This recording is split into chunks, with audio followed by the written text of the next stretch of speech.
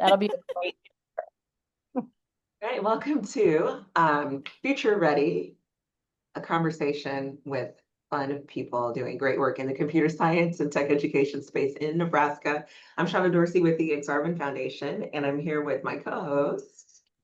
I'm Kimberly Ingraham-Beck with CSTA-Nebraska. And what is CSTA again? So we are the Computer Science Teachers Association, and we have a chapter that encompasses the whole state of Nebraska. Awesome. And I need to hit start webinar. I just did that too. Okay. But it's all good. And Tiffany, welcome. I know you two work together. So Tiffany, tell us about yourself. My name is Tiffiny Widdifield. I am a technology integration specialist / tech director / data steward at Minden Public Schools, but I'm also the president of our CSTA-Nebraska chapter. So that's how Kristen and I got to know each other, just trying to do great things in Nebraska with technology across the state. Awesome. Well, thank you both for all that you do. It's important. Yeah. So you've had experience across many roles in education. What inspired you to focus on technology integration and especially computer science with K through 3? Well, I have had quite a bit of experience in different areas. I started out as a high school teacher, migrated into a technology coordinator, and that kind of morphed into integration. I really enjoyed the technology coordinator piece of things, but I definitely saw a need for someone to jump on board and get kids involved in the science behind computers, not just sitting down and here's how you turn it on and here's how you keyboard, but learning the ins and outs and trying my best to prep them for the world that they're going to be living in very, very soon. I love that. So changing them from that consumer mindset to producer, builder, understand at least, you know, that's important. What are some of the biggest changes you've seen in the classrooms across Nebraska as schools adopt more technology? Oh my goodness. So I am in my 22nd year teaching. And so, you know, we've gone from when I started teaching, we had labs. So it wasn't like, I mean, when we were in school, you had one computer in one classroom. We had labs. So kids that I have taught have always had access to computers. But it wasn't always like the one-to-one situation. And as we've grown and as technology over the last decade has just, you know, blown up, there are so many resources that even our littles can use, all the way through prepping our juniors and seniors to understand what code is and how to write code, and just that whole idea of technology as a job, not kind of like you said, not as a consumer, but like, what can I actually do with this? And how many things in our world today are driven by technology that kids don't even know about, or know that that's what's behind, you know, behind the wall, if you will. So I've really seen things go from sitting down, learning keyboarding and, you know, Word documentation all the way through. And now we are really getting into these AP classes. And I mean, there are some high school kids out there now that absolutely have more knowledge and teaching than I have. You know, I didn't go to college to be a computer scientist. I went to college to teach business. And so to see that growth over just the last 20 years has been amazing. And even now going in and teaching kindergartners, you know, computational thinking and all of those things, like it's just starting so young. By the time these kindergartners graduate, they're just going to be setting themselves up for like the most successful computer world and technology jobs out there. It's crazy to me how much it's changed in 20 years, but for the better. Absolutely. Yeah. So with all the changes happening and with things, you know, I guess in a constant changing Right. capacity, how do you support educators who may feel hesitant or overwhelmed about teaching new tools in their classrooms?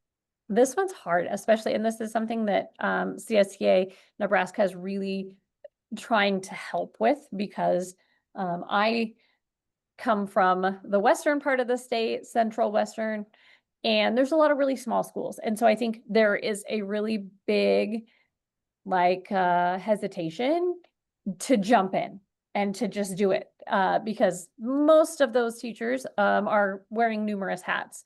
You know, they may be a librarian or a business teacher, or asking our elementary staff to do this. Adding one more thing, you know how that goes. But I think the way that I go about it, I start out by me going in myself. I go into our K-3 classes every week and teach a small lesson. This year I'm going in once a week, and then I'm giving the teacher the other lesson to do at some point in time. So they can see me for 2 years modeling how it's done and seeing that it's not as scary and difficult as they think it is. And then the next year going in and saying, okay, I'm going to do this one. I just can't come back and get this other one done, but here's how you do it. And here's how it is. And I wouldn't say all of them have taken off with it, but there's been a good number of them that are like, oh, okay. Like it just, you have to kind of make it a little less scary for them. Exactly. Like you're not saying become a computer scientist. Right. Here are the tools and resources. I know that that's probably a big hurdle when you're like, one more thing. Yeah. Yeah. Well, and you know, we've got in our district anyway, such a variety of ages. You know, you've got some teachers who've been teaching longer than me and some that are brand new to the profession. And sometimes that's better because they don't know any different.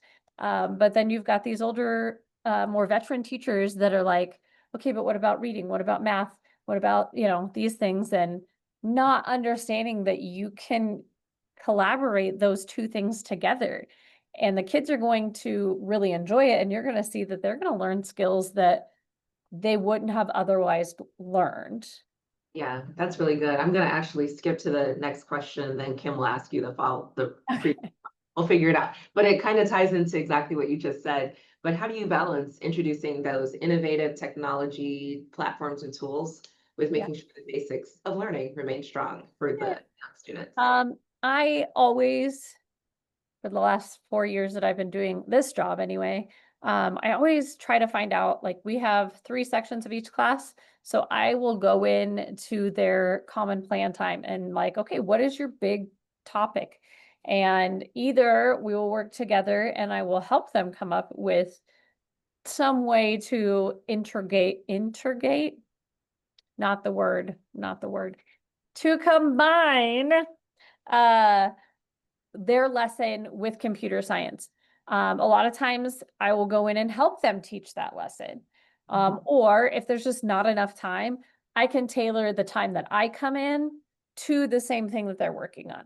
So for example, right now, we're really, especially with the littles, hitting the safety features. You have to be safe in your classroom. You have to be safe on the school playground, those kinds of things. So my whole first lesson is based around that. So those kids are learning, not only do I have to be safe at school, at home, but I also have to be safe when I'm on the internet. And it's kind of just spiraling all of those ideas together at the same time that it just becomes one common knowledge. That's smart. I like that. So you'd mentioned collaboration within like your curriculum. Right. But what are some ways that you can collaborate with families and even your community? So we've had a couple, I mean, you're familiar with like Girls That Code, code.org, Hour of Code. We've had a couple times that we have attempted to do some Hour of Code stuff, where we invite the families in and have like a code night. I will not say it is easy because it is not. And there's a lot of planning that goes into it and you have to have a lot of hands on deck. But the outcome of putting all of that work in is totally worth it. The parents seeing that their kids can do some of these things. And I think that's one of the issues that parents have right now is that they don't know what their kids know. Yeah. They don't know that like they are super creative and they're problem solvers. And so that the few times that we've got it organized and done it, parents are just floored at how their kids persevere through some of these obstacles. So that's one way. The other, I absolutely love sending home, and I obviously hear back from like my teacher parents, right?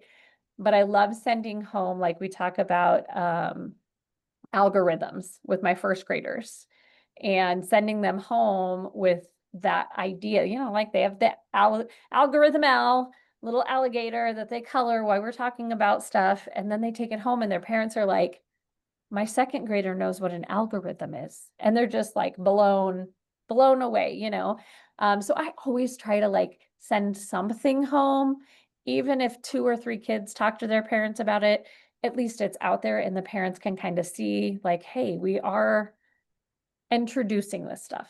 My last most favorite project that we do with my 3rd graders is in Scratch, and they create a whole, kind of like a storyboard, right? But it's all animated. And then we send it home via email to their parents. And they are always just ecstatic to get home and tell their parents all about how they coded this. And so I think you definitely have to get it out there that it's happening and not just kind of be that closed door, this only happens inside the school kind of situation. Ideally, I would love to have a code club. Ideally, I would love to be able to, give every kid the ability to take their device home if they don't have one and get on and be able to code. It's not my reality. It's not their reality. So we're trying to get as much out there as we can. That's hard. And it's so important. I was on another call today about apprenticeships and just thinking about the parents who might not have had the opportunity to go and get a degree. This is like a total sidebar conversation, but related, where if they were interested in tech, there are a couple of known paths, like go back to school for 4 or 2 years if you want, but certificates are still kind of not yet the norm here, where you can take that and like transition. So we're making some headway there, but I think the more access those kiddos have, and especially when it's close to home and the parents understand, the better off they are in the long term. So when I was further out west than I am now, we partnered with a couple of banks and the hospital and took our kids on a field trip to see that, hospitals aren't all just about nursing and doctors. And we took them to see the different IT departments and what they do. And this was obviously business related, but like the different accounting departments, and showing them that there's more than just these 5 types of. And so I think doing that in a tech capacity would be amazing. yeah, Especially with our juniors, so they know what's available. so true. And just seeing that tech is in every company. So it's not just like you have to go to a data center or whatever they think. Right. You're not just going to sit in a dark hole and code all the time. Yeah. Well, and I think it also is great because if they have an interest in healthcare and in computer science, they can see where the 2 interests merge. And so, yeah, that's a great idea. I love that. I do too.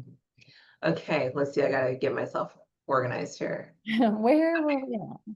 I see. So, so from your perspective as CSTA-Nebraska president, what statewide opportunities do you see for prepping students with future-ready tech and computer science skills?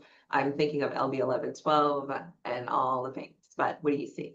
Well, we've been working really, really hard to try to get our name out there so that we can help some of these smaller schools, kind of like I said initially, with teachers that are not traditional computer science teachers, which I'm going to tell you is probably a good 75% of the teachers out there. We just partnered with our Nebraska Educational Tech Association, which is really, really big and well known. And so we partnered with them to create a new core group that is specifically, for computer science. We call it our Computer Science Collective. It's just a collective group of people that have been essentially told, you're going to teach computer science, and giving them the easiest free resources that they can start with.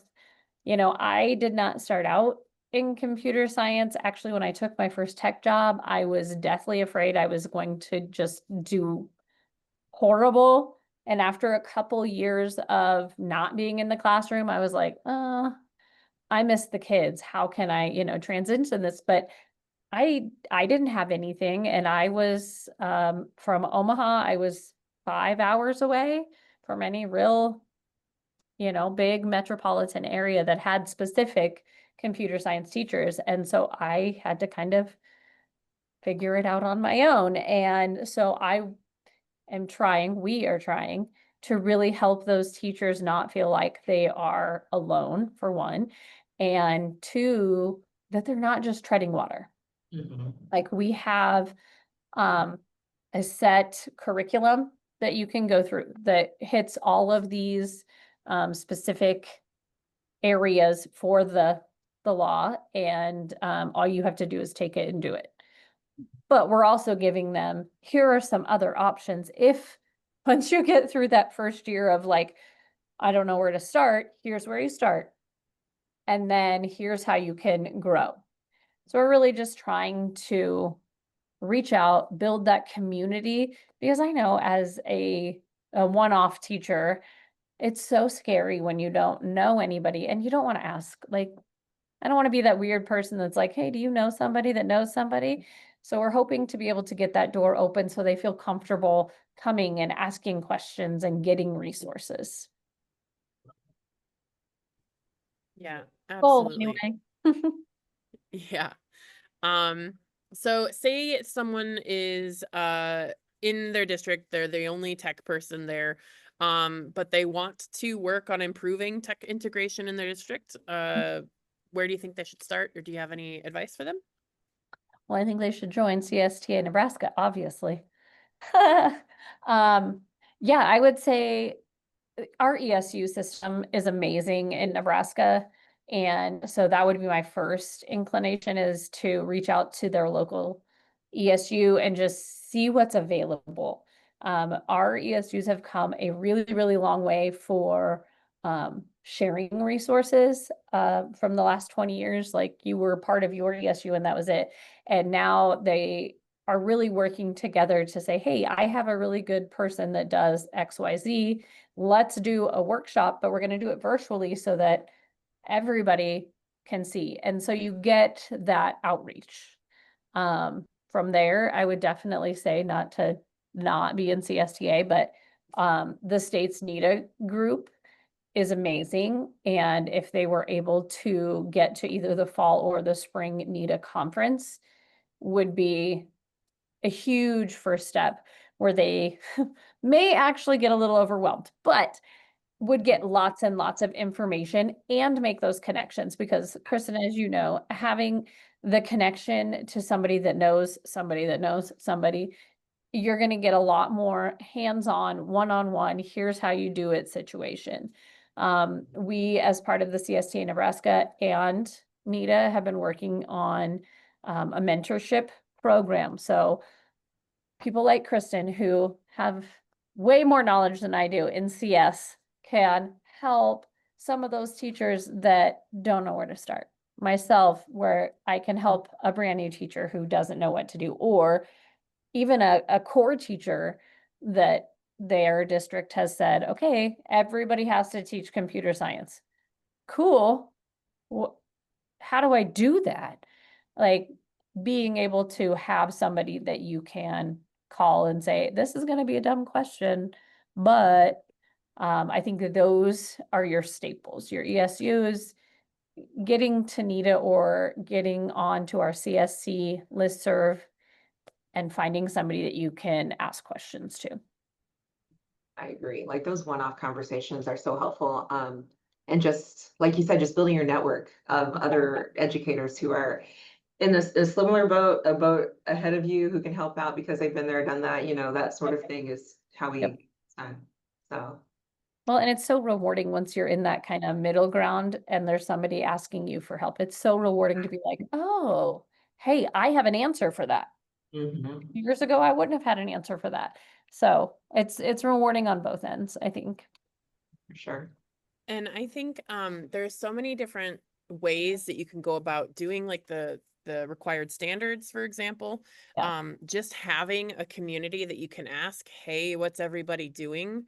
Because the standards are relatively vague and there's multiple curricula you can choose from, and it doesn't have to be a standalone course. So just kind of having, you know, someone you can ask, hey, what is your district doing? I think is very beneficial. My former business teacher literally was considering retiring early because he had to teach these classes. And I was like, hang on, let me help you. And I did. I basically gave him our, jumpstart curriculum. And he's like, it was great to have some place to go. But had he not known anybody that knew, that was along these lines or in this area, then what do you do? So it was good to be able to say, hey, actually, you might have talked to him. I don't remember. Anyway, hey, I'm new to this, but I'm old to the game. What do I do? I love that. So on the CSTA-Nebraska website, if a teacher or educator went out there, they can find resources to help them get started. Yep. Yep. We have a ton of resources. The one caveat with CSTA is you will have to search for Nebraska. That was the wrong way. Nebraska. But that will get you directly to us. But the beautiful part about CSTA is you don't have to be part of one particular state. They have so much information out there. Constant questions being asked on their listserv. Some days it applies to you, some days it doesn't, but there's always something. And I always say, like, if you're asking the question, there's somebody else out there that needs the answer as well. So it's a great place to go and look for how-tos. Perfect. We'll be sure to include a link to that Yeah. in the post, and I'll do that on all the episodes. I should just do that, of course. But any final words you want to share with folks? Oh my gosh. It has been the craziest 6 years, 5 years, but it's been the most rewarding. Honestly, I was a high school teacher, so I didn't really hang out with the little kids very often.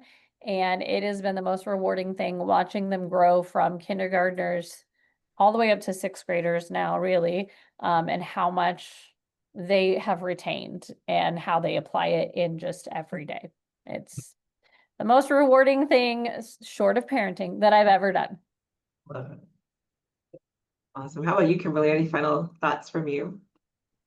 I would say I just like learning. So I like learning what other people are doing. I like just learning what else is out there. There's new curriculum being brought out all the time, new physical like robots and things and microbits that you can work with, and new ideas that people have. So I just like so I would just say, sorry if you can hear my students yelling. We're having esports practice. But anyways, if you can just find something that sounds exciting, that's cool, just kind of, yeah. Even the smallest, littlest robots kids think are just, I still have 6th graders that want to play with our little bee-bots, like something that they latched onto 4 years ago, and they still love to do them, love to be around them, love to learn that new stuff. Love it. Well, thank you both for all that you do. It's important for the future of Nebraska. So Agreed. thank you Thanks so for much. having me, guys. you. Of course. Take care.